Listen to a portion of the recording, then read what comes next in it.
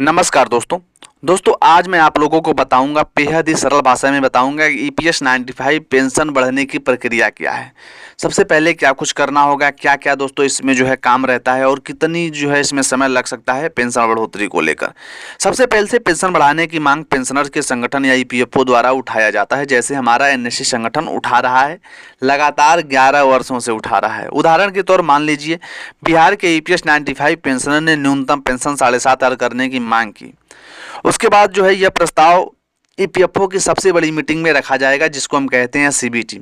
CBT में सरकार, कर्मचारी और कंपनियों के प्रतिनिधि होते हैं। वहां पर इस पर चर्चा होती है कि कितनी पेंशन बढ़ाई जाए, फंड कहां से लाया जाए, कितने लोगों को फायदा जो है वो पहुंचेगा। सीबीटी का प्रस्ताव उसके बाद पास किया जाता है। उसमें सभी लोगों की अगर बहुमत से जो है वोट पड़ गए तो इसको पास कर दिया जाएगा। अगर सीबीटी के सदस्य सहमत होते हैं तो प्रस्ताव पास हो जाता है, नहीं होते हैं तो रोक भी दिया जाता है। उदाहरण के तौर पर सीबीटी ने प्रस्ताव अगर पास कर दिया, हम चाहते हैं कि न्यूनतम पेंशन 7,500 कर दी जाए, उसके बाद सरकार के पास जो है यह प्रस्ताव को भेजा जाएगा। सीबीटी के पास किया हुआ प्रस्ताव श्रम मंत्रालय के पास भेजा जाता है। मंत्रालय के अधिकारी इस पर प्रस्ताव को जांच करते हैं, सरकार के पैसे हैं या नहीं, सरकार के पास कितना खर्च बढ़ेगा और सरकार किस प्रकार से इसको मैनेज करेगी, ये चीज जो है देखा जाता है। सरकार का अंतिम फैसला, अगर सरकार को लगता है कि यह बजट सही है और पैसा है सरकार के पास तो सरकार इसको मंजूरी देगी, नहीं है तो इसमें अलग प्रकार की प्रक्रिया अपनाई जाएगी। अगर सरकार को लगता है कि यह बजट हमारे आकलन के हिसाब से सही है तो इस पर काम होता है। पेंशनर को बढ़ी हुई पेंशन मिलना शुरू कब से होगा? मंजूरी के बाद ईपीएफओ अपने सभी दफ्तर को अनुरोध भेजता है, एक नोटिफिकेशन जारी करता है। सभी पेंशनर के खाते में बढ़ी हुई पेंशन जो है इसके बाद ही आना शुरू होती है। उदाहरण के तौर पे समझ लीजिए, रामलला जी बिहार के ईपीएस 95 पेंशनर हैं, उन्हें अभी 1,000 रुपये की पेंशन मिलती है। पेंशनर संगठन ने सीबीटी में न्यूनतम पेंशन 7.5 करने की मांग रखी। सीबीटी ने इस प्रस्ताव को पास कर दिया, सरकार को भेज दिया गया। सरकार ने जांच पड़ताल के बाद मंजूरी भी दे दी। अब रामलला जी को हर महीने 7,500 पेंशन जो है वो मिलना शुरू हो गया है। ईपीएफओ अकेले पेंशन नहीं बढ़ा सकता, उसे सीबीटी की मंजूरी जो है वो लेनी जरूरी होती है। सीबीटी की मंजूरी जो है लेगा और सरकार की मंजूरी लेगा, तब जाकर के ईपीएफओ उस पर काम कर सकता है। सीबीटी की मीटिंग में प्रस्ताव पास होना बेहद ज़रूरी है। सरकार का अंतिम फैसला जो है वो लास्ट ही होता है और वो सबसे ज़्यादा ज़रूरी होता है। तो ईपीएस 95 पेंशनर्स में ये छोटी मोटी प्रक्रियाएं हैं, ये पूरा करने के बाद ही हमारे पेंशनरों को जो है वो लाभ मिल पाता है। लेकिन ईपीएस 95 पेंशन को लेकर हमारे मामले में देखोगे तो ऐसा कुछ भी जो है सामने निकल कर नहीं आ रहा है।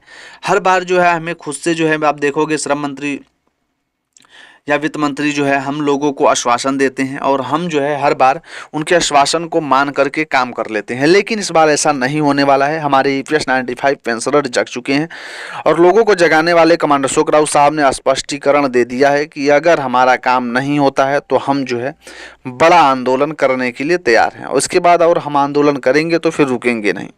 ईपीएस 95 पेंशनर ने स्पष्ट कर दिया है कि अगर हमारा काम 21 जुलाई से लेकर के 31 जुलाई तक नहीं होता है तो 4 और 5 अगस्त को हम बड़ा धरना प्रदर्शन, बड़ा आंदोलन जो है वो दिल्ली के जंतर मंतर पर करेंगे। बाकी सरकार के ऊपर है कि क्या हमारे ईपीएस 95 पेंशनरों के ऊपर ध्यान देगी या कुछ अलग से रूल बना करके इस पर अभी भी पर्दा डालने की कोशिश करेगी। हालांकि दोस्तों बिहार का चुनाव है, सरकार के ऊपर प्रेशर बढ़ेगा। अगर हम लोग ने दिल्ली में धेरा डाल दिया तो सरकार के ऊपर प्रेशर बढ़ेगा। और हमारे ईपीएस 95 पेंशनरों का मैं देखूंगा सबसे ज़्यादा कमेंट यही आता है कि चलो दिल्ली चलते हैं। हर लोगों का देखोगे, हर तीसरे बंदे का यही कमेंट होता है कि दिल्ली चलो, दिल्ली चलो। तो दोस्तों दिल्ली चलने का समय आ गया है। आप भी अपने साथियों को समझाइए, जितने भी हमारे बुजुर्ग देख रहे हैं अपने वीडियो जो है साथियों तक शेयर करिए। और आप लोगों को ये पेंशन का मसला लेकर के दिल्ली में पहुँचना है 4 और 5 अगस्त को। दोस्तों आपके जो भी अधिकारिक हों, जैसे आपके नेतागण हों, मित्रगण हों, उन लोगों को इस रिपोर्ट के बारे में बताइए। और दोस्तों उन लोगों से संपर्क करके आप लोग दिल्ली में जंतर मंतर के दोस्तों बड़ा आंदोलन को आप लोग बढ़ावा दीजिए, क्योंकि ये आखिरी लड़ाई है। कमांडो अशोक राउत साहब ने स्पष्ट कर दिया है, करो या मरो की लड़ाई है। या तो हम पेंशन लेंगे या तो हम अपना जो है ब्याज सहित पैसा वापस लेंगे। तो लेकिन दोस्तों ये सरकार के ऊपर है कि सरकार अभी इसमें क्या हस्तक्षेप करती है और आगे क्या कुछ होता है। फिलहाल आप लोगों से मेरी अपील यही है कि आप लोगों ने जब अभी तक जैसे साथ दिया वैसे थोड़ा समय और है, कमांडर अशोक राउत साहब की बातों को मान करके आप लोग उनके साथ रहिए और इस पेंशन बढ़ोतरी में उनके साथ योगदान दीजिए, क्योंकि अकेले बंदे कुछ नहीं कर सकते। उन्होंने बहुत मेहनत कर रखी है, दिन रात एक करके ईपीएस 95 पेंशनरों की लड़ाई को वो आगे बढ़ा रहे हैं। तो आप लोगों का भी दायित्व बनता है कि आप लोग भी उनके साथ रह करके थोड़ा उनको सहयोग दे करके ईपीएस 95 पेंशनरों की खुशी में आप भी शरीक हों और आप भी दोस्तों उनके साथ जो है लाभ ले सकें।